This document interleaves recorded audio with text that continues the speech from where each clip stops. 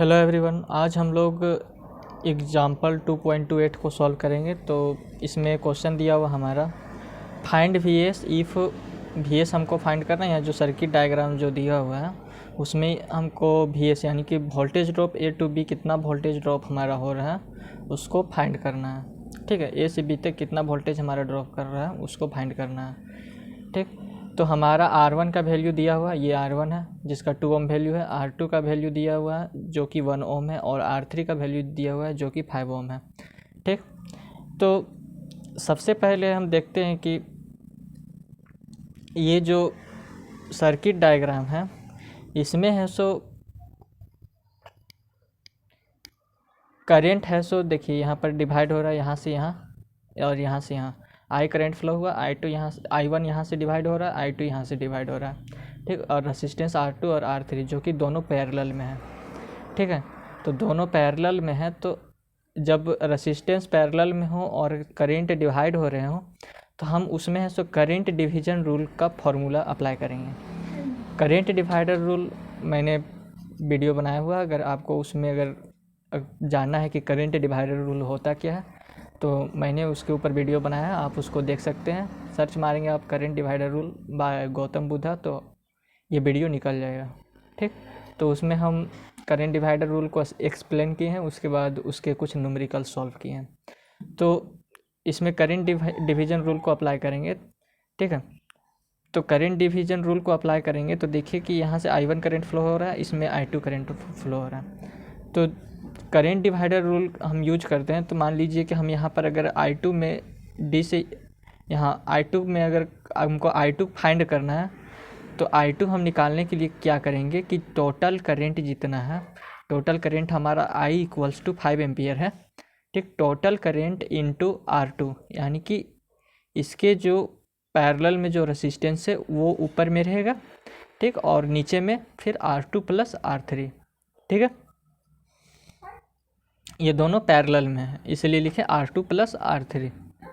क्या है कि अगर हमको I2 फाइंड करना है, ये जो I2 है इसको फाइंड करना है, तो हम टोटल करेंट इंटू जो I2 के पैरेलल में जो रेसिस्टेंस R2 है वो डिवाइडेड बाय ये R2 प्लस R3। ठीक, ये इसका फॉर्मूला होता है करंट डिवीजन रूल का। तो हमारा टोटल करंट कितना है 5 एम्पियर। 5 R2 का वैल्यू कितना है हमारा 1 ओम, और R2 प्लस R3 हमारा क्या होगा R2 plus R3 that is equals to ये 1 है plus 5 that is equals to 6 ohm. ये हो जाएगा हमारा। तो R2 प्लस R3 6 ओम हो गया। तो हमारा I2 का वैल्यू कितना आ गया 5/6 एम्पियर।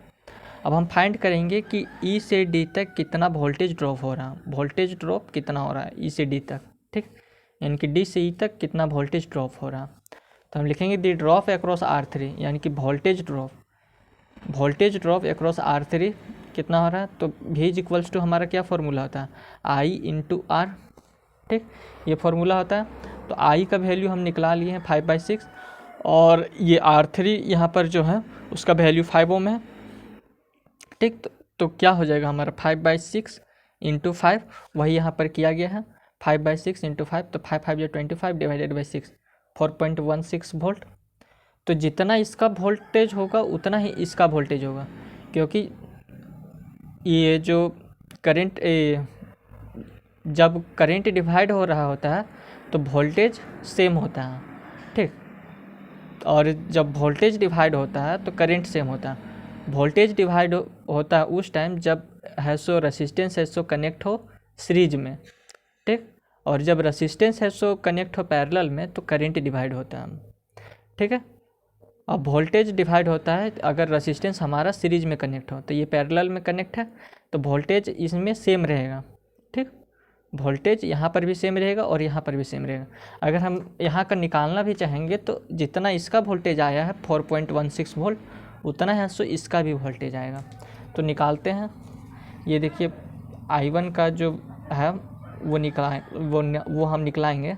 तो मान लीजिए कि इसमें करंट डिवीजन रूल अप्लाई किए, I1 का करंट निकालना है तो करंट डिवीजन रूल का अप्लाई करेंगे। तो क्या करेंगे I टोटल करंट इंटू इसके जो पैरेलल में R3 है उसका इंटू, ठीक, I into R3 divided by R3 plus R2, ये किए जैसे कि हम यहाँ पर किए थे उसी तरह इसमें करंट डिवीजन रूल का फॉर्मूला अप्लाई किए। ठीक है, तो I इंटू इस ये जो रेसिस्टेंस R3 है जो I1 का जो पैरेलल में है, ठीक, तो उसका है so multiplication divided by R3 plus R2। तो हमारा I है सो टोटल करंट हमारा 5 एम्पियर है, तो 5 इंटू R3 का वैल्यू हमारा 5 ओम है। ठीक है, ये जो 5 ओम है वो into R3 plus R2 plus R3 का वैल्यू हमारा 6 ओम है। तो 5 प्लस 1 डिवाइडेड बाई 6, ठीक, 25 डिवाइडेड बाई 6, तो हमारा 4.16 एम्पियर आएगा। अब हमको यहाँ से यहाँ तक का वोल्टेज अगर निकालना है, यहाँ से यहाँ तक, तो क्या होगा, तो वोल्टेज ड्रॉप एक्रॉस R2 के अक्रॉस कितना वोल्टेज ड्रॉप हो रहा है वो निकालना है। तो V equals to I R होता है हमारा, हम लोग जानते हैं V equals to I into R होता है। तो I हम निकला के रखें 4.16, ठीक, 4.16 इंटू 1, तो हमारा क्या हो जाएगा 4.16 वोल्ट, वही यहाँ पर आया है। ठीक है, तो हम बोले थे कि अगर करंट डिवाइड हो रहा है और रेसिस्टेंस जब पैरेलल में कनेक्ट हो तो उसमें वोल्टेज सेम होता है। अब आप कह रहे होंगे कि तब तो VS का भी वैल्यू सेम होना चाहिए, तो इसमें VS का वैल्यू सेम नहीं होगा क्योंकि ये जो कनेक्ट है यहाँ से यहाँ तक वो सीरीज में कनेक्ट है। अगर यहाँ पर रेसिस्टेंस नहीं होगा तो हम मानेंगे कि ये है सो सीरीज में कनेक्ट है और ये सीरीज में कनेक्ट ही है। ठीक है, तो हमको ये VS का वैल्यू फाइंड करना है, तो हम KVL लॉ का अप्लाई करेंगे।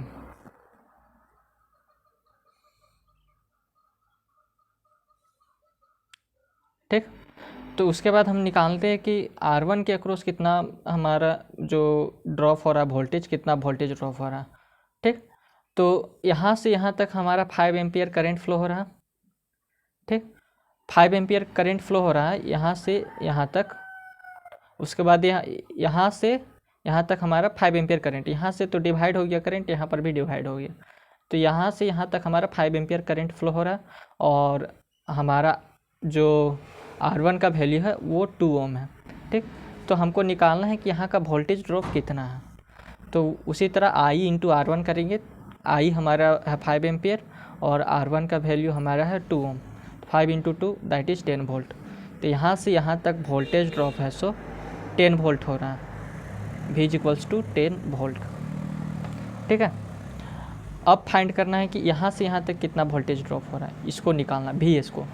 तो हम KVL लॉ का यूज करेंगे और लूप चलाएंगे हम एंटी क्लॉकवाइज, ऐसे चलाएंगे लूप एंटी क्लॉकवाइज। ठीक, ABDE यानी कि एंटी क्लॉकवाइज लूप को चलाएंगे। तो जब एंटी क्लॉकवाइज लूप को चलाएंगे और KVL लॉ का यूज करेंगे तो हमारा क्या बनेगा, ये जो चल रहा है वो इंटर किया इसमें,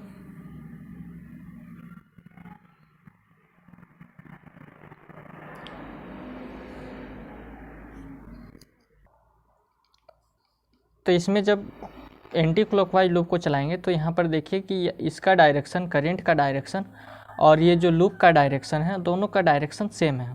ठीक, तो दोनों का डायरेक्शन सेम है। ये देखिए करंट का डायरेक्शन, करंट इधर से इधर फ्लो हो रहा है। ठीक, और ये जो लूप चल रहा है, लूप का जो करंट है वो भी है सो इधर से इधर ही फ्लो हो रहा है। तो इसका डायरेक्शन और इसका डायरेक्शन, ये जो एरो है उसका डायरेक्शन दोनों का सेम है, तो हम लिखेंगे प्लस VS।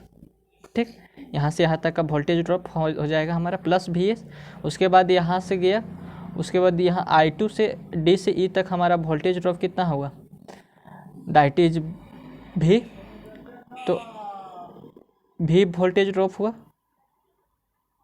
ठीक है, तो इसका जो वोल्टेज ड्रॉप हो रहा है पॉजिटिव टू निगेटिव जा रहा है, यानी कि V इक्वल्स टू हमारा क्या हो जाएगा, V इक्वल्स टू हम यहाँ से यहाँ तक का जो वोल्टेज ड्रॉप है उसको लिख सकते हैं I2 इंटू R3 लिख सकते हैं। ठीक, V equals to I2 into R3। तो वही यहाँ से यहाँ तक का वोल्टेज ड्रॉप पॉजिटिव से निगेटिव में जा रहा है, इसका जो डायरेक्शन है और ये जो करंट का डायरेक्शन है पॉजिटिव टू निगेटिव। ठीक, तो इसका डायरेक्शन और ये सेम है, इसीलिए यहाँ पर लिखे प्लस I2 R3। ठीक है, तो V की जगह I2 R3 लिखें। ठीक, प्लस यहाँ से जो गया उसके बाद F से A तक जा रहा है, तो ये पॉजिटिव से निगेटिव की ओर इंटर कर रहा है। ये जो लूप है पॉजिटिव से निगेटिव की ओर इंटर कर रहा है, इसलिए इसका डायरेक्शन लेंगे पॉजिटिव भी। फिर यहाँ देखिए ये फिर लूप गया यहाँ 40V में, तो ये है सो निगेटिव से पॉजिटिव की ओर इंटर कर रहा है, निगेटिव से पॉजिटिव की ओर, इसलिए इसका साइन लिए -40 इज इक्वल्स टू 0। तो VS इज इक्वल्स टू हमारा हो जाएगा 40, ये जो है वैल्यू सबको इधर ले आए हैं, तो 40 ये प्लस में था तो माइनस में हो गया, ये प्लस में था तो माइनस में हो गया, ठीक है। तो 40 माइनस V का वैल्यू हम यहाँ पर निकलाए थे 10 वोल्ट, ठीक, और -I2R3 दैट इज इसका जो वोल्टेज ड्रॉप था हमारा V is equals to I2.R3 का वैल्यू था हमारा 4.16 वोल्ट, ठीक, ये निकलाए थे। तो ये हो गया हमारा 4.16। उसके बाद जब इसको सॉल्व करेंगे तो हमारा 25.84 वोल्ट आ जाएगा आंसर, ठीक। तो VS का वैल्यू हमारा आ गया 25.84 वोल्ट इसका वैल्यू। तो आज के लिए बस इतना ही। अगर आपको यह वीडियो अच्छा लगा हो तो चैनल को सब्सक्राइब और वीडियो को लाइक ज़रूर करें, और अगर वीडियो में कहीं दिक्कत आए हो तो आप हमें कमेंट करके ज़रूर बताएं। धन्यवाद।